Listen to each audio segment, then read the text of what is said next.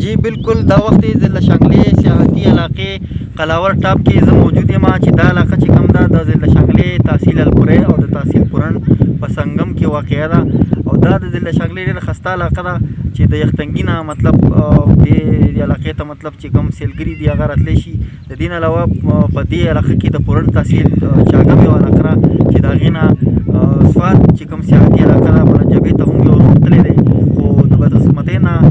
کوم اقوام بالا چې کوم دي کوم سیاسي مشران چې کوم دي هغو دې علاقې ته مطلب هغه توجه نه ده ورکړې چې دغه روډ چې کوم دی هغه په خراب حالت کې چې کوم دی موجود دی. روډ خو بالکل دې سره ټچ شوی دی ملمجبې سره خو هغه په خراب حالت کې موجود دی او حکومت لا دا پکار دي چې هغو مطلب هغه دعوې کوي او کوم سیاحتي حوالې سره کوم ټوریزم اتھارټي جوړه شوې ده چې د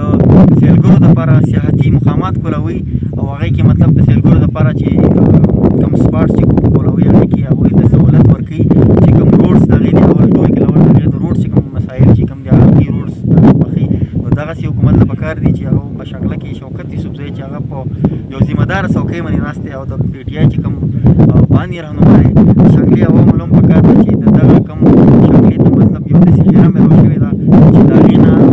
فایده واخلي او مطلب هغوی په دې باندې مجبوره کړي چې هغه مطلب د دې نه زیات چې کوم سپاټ چې کوم دي سیاحت حوالې سره هغه کولاو کړي او دغه روډ چې کوم دی مطلب د ملمجبې سره وجنګوي کوم روډ چې د پورن راغلی دی چاګم نه او ملمجبې سره چې کوم لغ شوی دی ملمجبې پورې تللی دی خو پوخ شوی نه دی چې دا کله پوخ شي نو د علاقې فایده هم ده او د هغې سره د عوامو ته سهولیت سره سره